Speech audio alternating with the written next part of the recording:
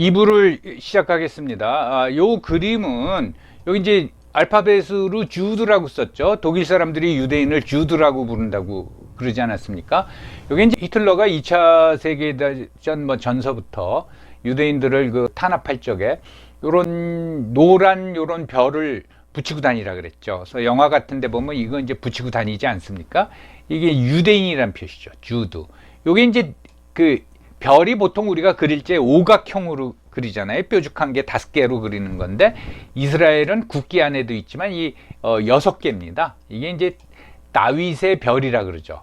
왜 다윗의 별은 6개가 됐는지는 뭐 잘 성경에도 안 나와 있어요. 요걸 이제 붙이는 거죠. 요게 유대인 표시 주드 이렇게 돼 있죠. 뭐 얘기를 뭐 좀 길어졌는데 그러면 이제 이스라엘서부터 시작하겠습니다. 이스라엘은 사람 이름이죠. 나라 이름이 아니라. 그러니까 우리는 대한민국 아니에요. 여러분 이씨 왕조도 조선이라 그랬지 뭐 이씨 국가 이러진 않았잖아요. 근데 이스라엘은 사람 이름이에요. 이게 이제 나라 이름이 됩니다.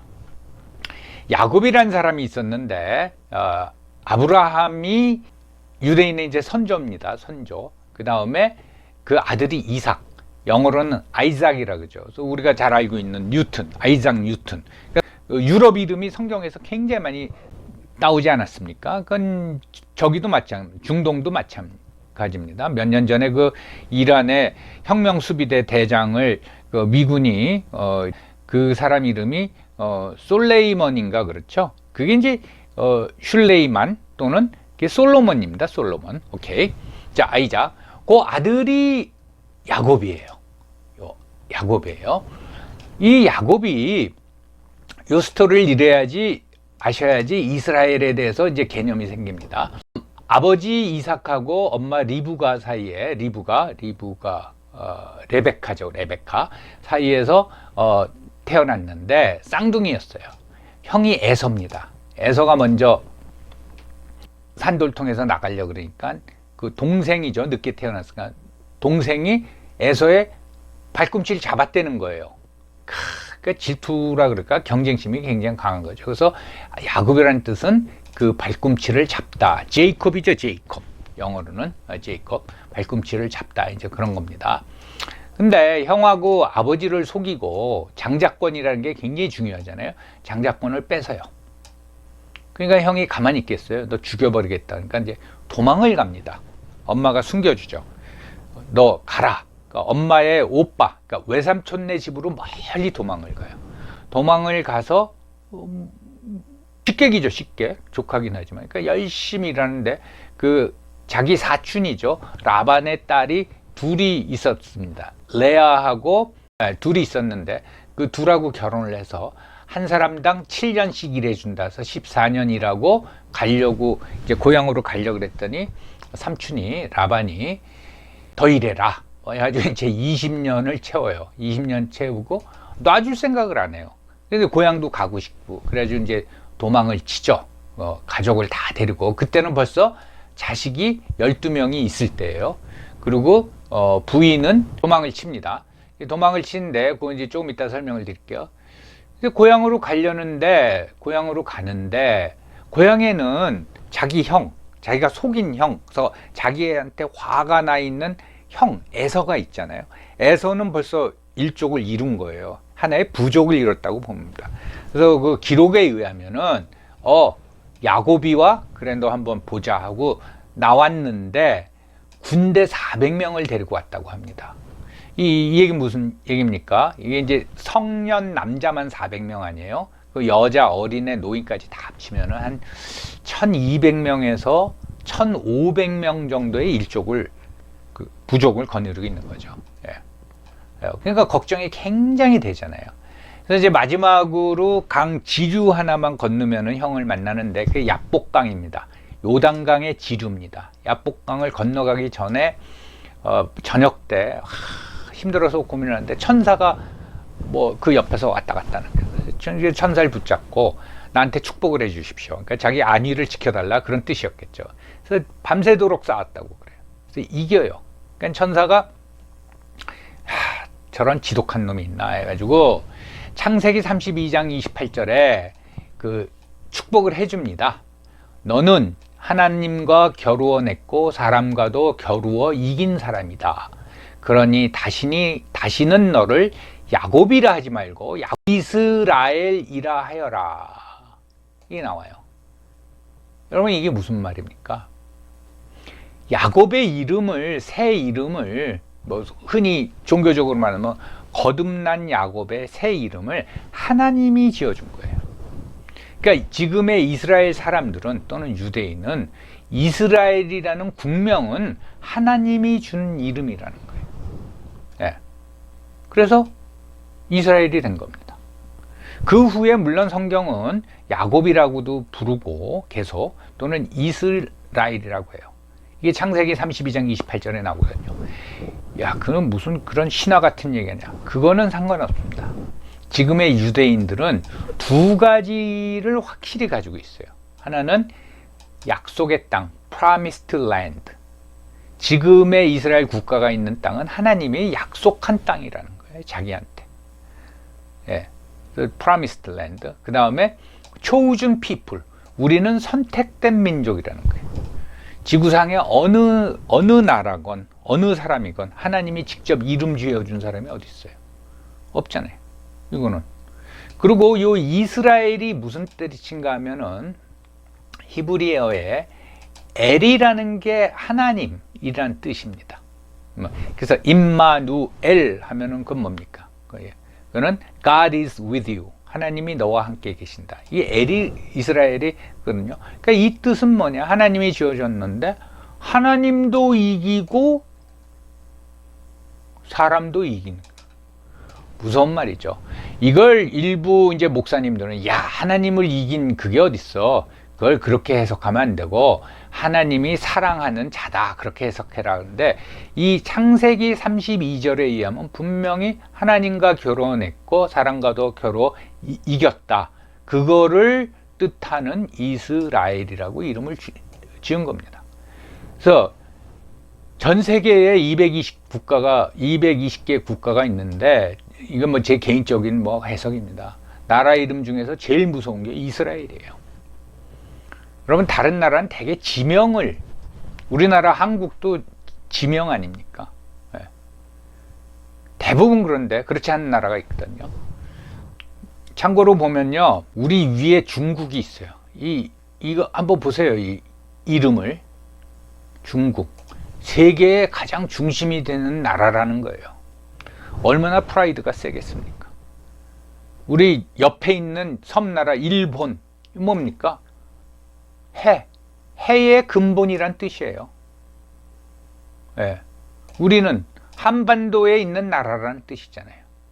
그러니까 우리가 뭐 한민족 5,000년 뭐 이제 그러는데, 이 세계의 중심이라고 생각하는 나라를 위에 놓고 또는 왼쪽에 놓고, 태양의 중심이라고 생각하는 나라를 오른쪽에 놓고 살았으니 얼마나 힘들게 살았겠습니까? 피곤하게 사는 거죠.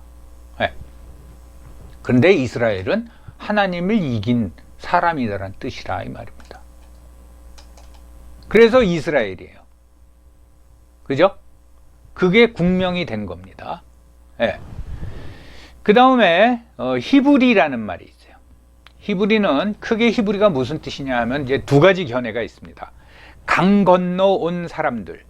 그 다음에 이제 고대 중동 지역에 하비루족이라고 있었다고 합니다. 이건 혈통하고는 상관없이 집단인데 떠돌아다니고 뭐 용병. 그래서 하비루 하면은 집 없는 사람 우리가 뭐라 그래요? 거지라고 그러잖아요. 안 쳐주잖아요. 그러니까 이 하비루족 하면은 아주 비천한 족입니다. 그래서 이제 이게 필그림, 순례자의 원형으로도 뭐 그 인용이 되기도 하고, 나그네, 집 없는 사람, 이런 사람이에요. 근데 1번이나 2번이나 비슷합니다. 쟤네들 어디서 왔어? 못 보던 사람이 갑자기 나타나면 어서 왔어? 강 건너 왔어? 또는 뭐 그렇잖아요. 예, 비슷한 얘기예요. 예. 근데 이 강 건너 온 사람들이라는 의미의 그 유대인들이 더 집착하는 것 같아요. 왜냐하면 아브라함이 기원전 한 2000년 사람인데 지금의 이라크 지방인, 그때는 이제 이라크가 없었죠. 갈대아 우루, 이 갈대아가 메소포타미아 지역을 우리가 이제 예전에 이제 갈대아라고 불렀습니다. 거기에 우루라는 도시에 살았습니다. 그 우루가 지금 그 이라크 남부 아흐와르라는 데요. 거기 보면은 지구라트가 있습니다. 큰 이 석청하고 벽돌로 쌓아 올린 탑이 있는 거죠. 거기를 한번 가봐야 되는데 지금 이라크 전쟁 때문에 이제 못 가는데, 그 지역서 살았는데 거기가 굉장히 발전한 지역이에요. 그래서 이제 잘 살았습니다. 그게 그 지역이 이제 그 갈대아 우루 지역이 티그리스 강하고 유프라테스 강 가운데, 그러니까 비옥한 땅이죠. 거기 그 수메르 문명에 이 번창하던 데인데, 거기 삼각주에 있던 데인데 거기서 잘 살았는데 무슨 일인지 모르지만은 야훼 하나님이란 분이 이제 아브라함한테 나타나요. 예. 뭐 아버지한테도 나타나고 이제 나타나가지고 결국은 자식들을 끌고서는 그 잘 사는 땅에서 어디 가라 하는 대로 가는 게 지금의 팔레스타인, 지명으로는 팔레스타인, 이스라엘 사람들이 말할 적에는 가나안 땅으로 가죠. 그게 프라미스드 랜드입니다. 내가 너한테 땅을 준다. 어떤 땅? 젖과 꿀이 흐르는 땅. 예. Land with milk and honey. 그걸 믿고 가죠. 예. 아브라함. 그 아브라함이 갈대아 우르를 떠나서 그 남쪽에 있는 지금의 팔레스타인 이스라엘 그 국가가 있는데 가려면 뭡니까? 유프라테스 강을 건너야 되죠. 그래서 강 건너온 사람들. 이 의미를 유대인들은 더 가지고 있는 것 같아요. 그러니까 이 강을 건너왔다라는 게 그 사람들한테 우리는 하나님으로부터 계시를 받아가지고 하나님이 약속한 땅으로 온 사람들이라는 어떤 그런 그 자부심이 굉장히 강한 거죠. 이게 히브리가 아닌가. 예. 히브리는 이제 그렇게 해석을 하고, 그런데 이게 쓰여지는 건 이제 언제 본격적으로 쓰여지냐면, 그래서 이제 옵니다. 와서 살아요. 그래서 이삭을 놓고 야곱을 놓고 이제 자식이 생겼다 그러지 않습니까? 그런데 대흉년이 들어요. 야곱이 살던 지역에. 그래서 뭐 그 스토리를 얘기하면 또 긴데 결국은 식량을 구해가지고 이집트로 내려갑니다. 그러니까 집단 이주를 한 거예요. 가족을 다 데리고 한 75명, 남자 성인만 75명을 데리고 가서 잠깐 이제 흉년 피해서 살려고 했는데 뭐예요? 거기서 430년 동안 사는 거예요. 그래서 기원전 1900년에서 한 1500년까지 사는 거예요.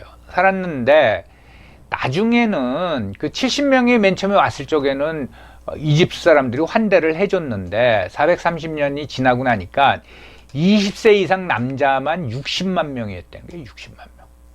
60만 명. 그럼 지금 60만 명도 굉장히 많은데 그 당시 뭐 언제입니까? 이게 뭐 한 3,500년 전에 60만 명, 뭐 얼마나 많은 숫자겠어요. 그래서 거의 반노예 생활을 이집트 그 왕에 의해서 파라오죠. 하게 됩니다. 그래서 이제 그 모세가 나타나 가지고 이 사람들을 이끌고 엑소더스라 그러죠. 빠져나온다. 그래서 홍해를 건너 가지고선 지금의 이스라엘 땅으로 왔다. 그게 이제 엑소더스 아닙니까? 그래서 이 홍해, 쉽게 영화 같은 데 보면은 바다가 쫙 갈라지잖아요. 이때 이집트 사람들이 한 60만 명이나 되는 그 집단을 뭐라고 부르냐면 히브리인이라고 부른 거예요. 네 멀리서 왔다 이거죠. 떠돌이라 이거죠. 히브리인. 좋은 의미가 아니죠. 비하적으로 부르는 거죠. 나중에 이제 엑소더스하고 이스라엘 땅으로 돌아가가지고 가나안 땅이죠. 돌아가가지고 살면서 자기들이 히브리인이라고 부르는데 이집트 사람들이 그 사람들을 히브리인이라고 부를 때 이건 비하적인 겁니다.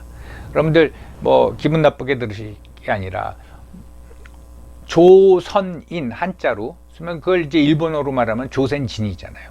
그 우리끼는 뭐 조선인, 옛날 조선 사람들 비하적이지 않죠. 근데 일본 사람들이 우리 보고 조센징 발음 그대로 그렇게 부르면 우리 기분 나쁘잖아요. 똑같은 거죠. 그래서 히브리인이라고 불렀습니다. 그러니까 그거는 뭔가 뭐 그때는 유대인이란 말이 없었어요. 히브리인이에요, 히브리인. 그리고 자기들도 나중에 돌아와가지고 원래 있던 땅으로 돌아와가지고 자기네들 스스로 히브리인이라고 부릅니다.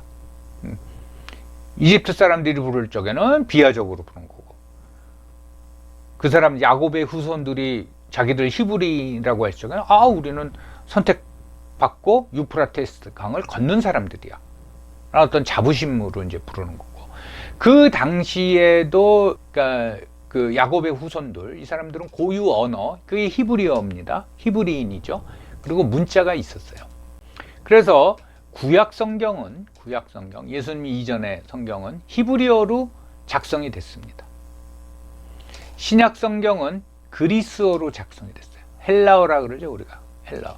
왜 그러냐? 신약 성경은 그때 로마, 그러니까 이게 크게 보면 그 로마의 헬라 문명에 로마가 통치했지만, 그러니까 예수님 당시에 그 팔레스타인 지역에 보면은 헬라어 쓰고, 그러니까 그리스어, 그 다음에 평민들은 아람어라고 또 셈족어가 있어요. 그거 쓰고, 그 다음에 로마 사람들은 라틴어 쓰고, 또 일부 그 오소독스한 그 유대인들은 히브리어 쓰고, 그렇게 된 거죠. 근데 이제 성경은, 그러니까 그리스어를 대부분 알았어요. 그래서 성경은 꼭 그 당시에 유대인을 대상으로만 한 게 아니라 그 일대 사람들을 다 대상으로 했기 때문에 당연히 히브리어가 아니라 그리스어로 작성을 한 거죠. 그래서 히브리라는 말은 여기서 이제 생긴 겁니다.